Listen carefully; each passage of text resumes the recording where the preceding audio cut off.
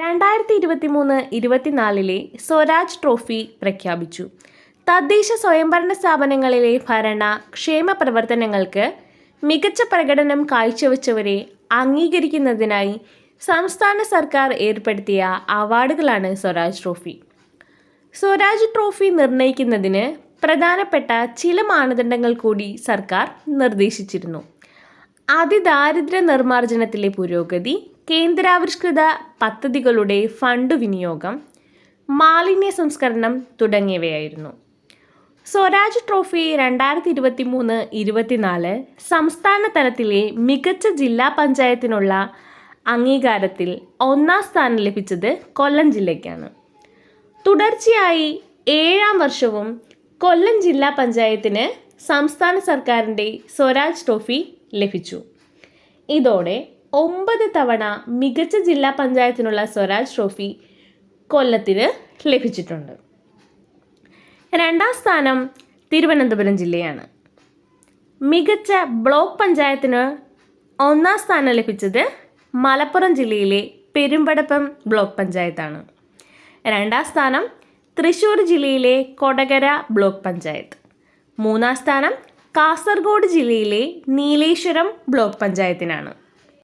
മികച്ച ഗ്രാമപഞ്ചായത്തിനുള്ള 1ാം സ്ഥാനം ലഭിച്ചത് കോട്ടയം ജില്ലയിലെ വെളിയന്നൂർ ഗ്രാമപഞ്ചായത്തിനാണ്. 2ാം സ്ഥാനം തിരുവനന്തപുരം ജില്ലയിലെ ഉഴമലയ്ക്കലിനും 3ാം സ്ഥാനം തൃശ്ശൂർ ജില്ലയിലെ മറ്റത്തൂർ ഗ്രാമപഞ്ചായത്തിനുമാണ്. മികച്ച മുനിസിപ്പൽ കോർപ്പറേഷന് ലഭിച്ചത് തിരുവനന്തപുരം ജില്ലയ്ക്കാണ്. മികച്ച മുനിസിപ്പാലിറ്റികളിൽ 1ാം സ്ഥാനം തൃശ്ശൂർ ജില്ലയിലെ ഗുരുവായൂരിനും 2ാം സ്ഥാനം തൃശ്ശൂർ ജില്ലയിലെ വടക്കാഞ്ചേരിക്കും 3ാം സ്ഥാനം കണ്ണൂർ ജില്ലയിലെ ആന്തൂരിനുമാണ്. ഇനി നമുക്ക് മഹാത്മാ പുരസ്കാരത്തെക്കുറിച്ച് നോക്കാം. ദേശീയ ഗ്രാമീണ തൊഴിലുറപ്പ് പദ്ധതിയിൽ സംസ്ഥാന ജില്ലാ തലങ്ങളിൽ മികച്ച പ്രവർത്തനം കാഴ്ചവെച്ച ഗ്രാമ ബ്ലോക്ക് പഞ്ചായത്തുകൾക്കുള്ള പുരസ്കാരമാണ് മഹാത്മാ പുരസ്കാരം. മികച്ച ഗ്രാമപഞ്ചായത്തിനുള്ള മഹാത്മാ പുരസ്കാരം ലഭിച്ചതിൽ 1ാം സ്ഥാനം തിരുവനന്തപുരം ജില്ലയിലെ ഒട്ടശേഖരമംഗലം ഗ്രാമപഞ്ചായത്തിനും 2ാം സ്ഥാനം ആലപ്പുഴ ജില്ലയിലെ മുട്ടാറ് ഗ്രാമപഞ്ചായത്തിനും 3ാം സ്ഥാനം തിരുവനന്തപുരം ജില്ലയിലെ കള്ളിക്കാട് ഗ്രാമപഞ്ചായത്തിനുമാണ് ലഭിച്ചത്.